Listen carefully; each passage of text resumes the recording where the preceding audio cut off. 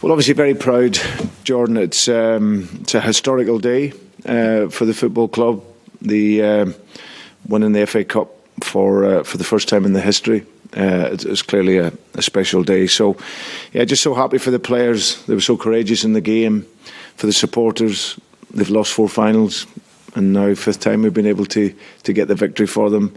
And of course for Kuntop and his family. It was a dream of theirs to win the FA Cup, and we've been able to deliver that. What were your emotions like through the game? You got in front with Yuri's goal. Did you always feel like you could hold it out? Yeah, I thought it was a really good game. I thought it was a classic FA Cup final game. We were playing against the Champions League finalists, so we knew it was going to be tough, and we knew at times we were going to have to suffer. But I thought we were well worthy of the win. We pressed the game really well. Took them to the side of the field that we wanted to, and then when we had the ball, we showed courage with it. I just felt at half time that we could stay a little bit longer on it in possession, but I always thought that we were a real threat in the game, and like I say, when we got to 1-0, amazing goal by Yuri, and well deserving of winning. But in the same breath, I've got to mention Kasper Schmeichel, because that was also a really special save by a top-class goalkeeper. So yeah, and then it's just, once we were in front, last 15-20 minutes, looked to close the game out, and the players defended magnificently to keep a clean sheet. One more, if you wouldn't mind. Can you sum up your feelings of having a trophy, on your CV, winning something like this? Is it something that you dreamed of? I think every trophy that you win is special. This was my 7th final as a manager, and luckily for me, I've been able to win all 7. So, but you can do that only with players that have a courage and have a mentality, and also you see the spirit in this squad. So, yeah, I'm obviously proud on a personal front to be the manager to win it for Leicester City, but more for me, it's about everyone else, seeing the happiness on the supporters' faces, on Kuntop's face, and of course the players. It's a special day. Okay, let's go to Dan King then, please. Dan King from The Sun. Hi, Brendan. Hi, Dan. Congratulations. Thank you. Just following on from that, I mean, you, as you say, you've won all 7 of your finals, but and you said after the match to TV that just competing to just being in this position is success for Leicester. But how pleasing is it to actually win that trophy and show that it can be done? Because since the Premier League started, it's been very hard for anyone outside the Big Six to win the FA Cup.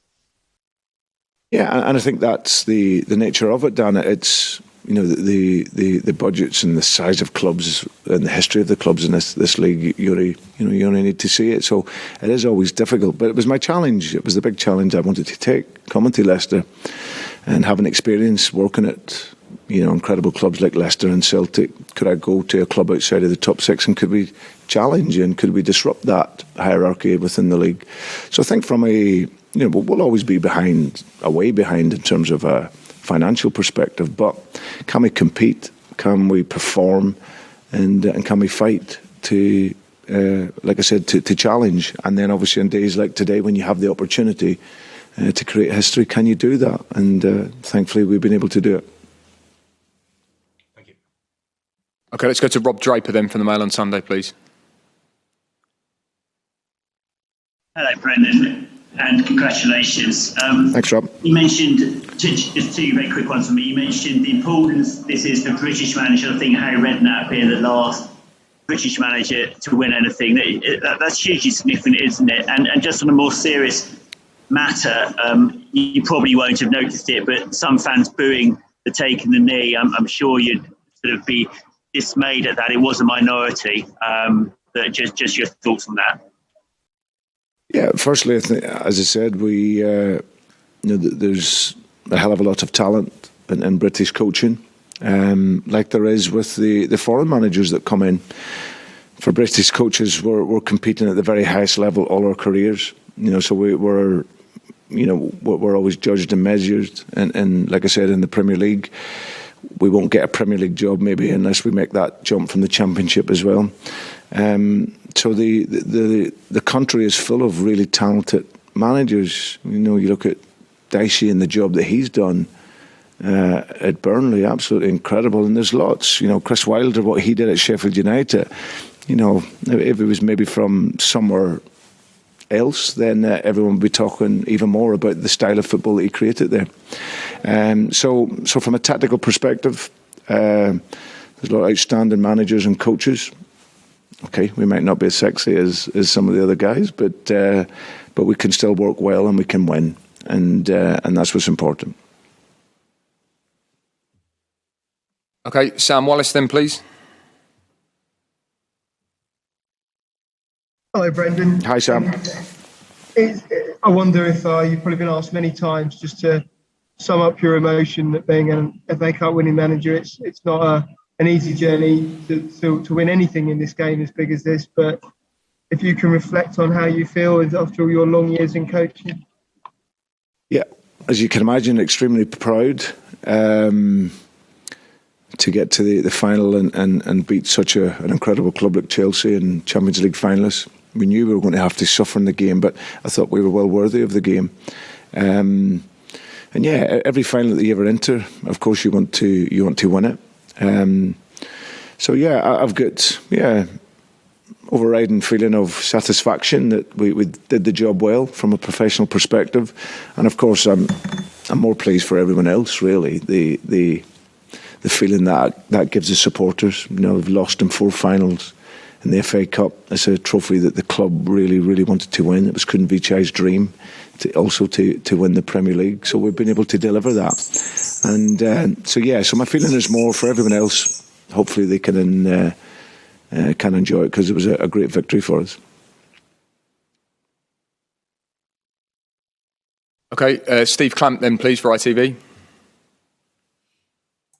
Hi, Brendan. Congratulations. Thanks, Steve.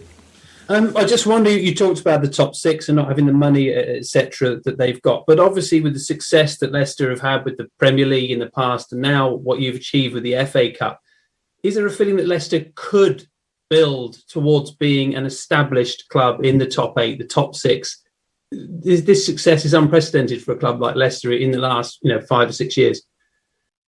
Well, I think we're certainly looking to establish ourselves in that hierarchy of the league. It's always going to be difficult, financially. We can nowhere near compete with Liverpool, Man City, and Manchester United, and Chelsea, and to some extent Arsenal and Tottenham. So these are clubs that it's always going to be difficult. But strategically, economically, can we run the club in a way? And the club have shown that amazing. Off the field, how their strategies delivered, and that allows then a manager on the performance side to come in and like I say, build a vision around the football that allows us to be competitive. So yeah, when I come in, my first challenge, I said, was could we have European football year in, year out? So obviously that means finishing in the top 6. We were able to do that last year. That will be the aim this year, and if we can jump into a Champions League place, that would be incredible. But success, like I've always said, in terms of a club like Leicester City, to be disrupting the big teams and the big clubs and challenging and fighting, and then days like today, if you're able to win and deservedly so, then yeah, that'll all make us really happy. Cheers, mate. Well, thanks, Steve. Okay, last couple. We'll go to Ian Ladyman, please.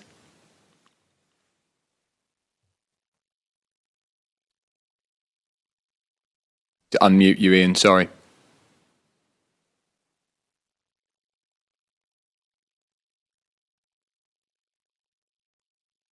Do you hear me, Brendan? Yeah, I can hear you now, Ian. Sorry about that. I think we all expected there to be a special atmosphere here today with 20,000 people in the stadium, but I think it actually took a few of us by surprise just how electric and kind of special it was. It kind of felt like there was a huge release after a year of empty stadia. I just wonder how it was for you down on the touchline, and whether you got a real sense of the emotion that was coming from both ends of the stadium during the game. Yeah, it was exactly that. it's been such a tough year for the supporters. The pandemic has kept them out of the stadium, and as we've seen today, that's what the game's about.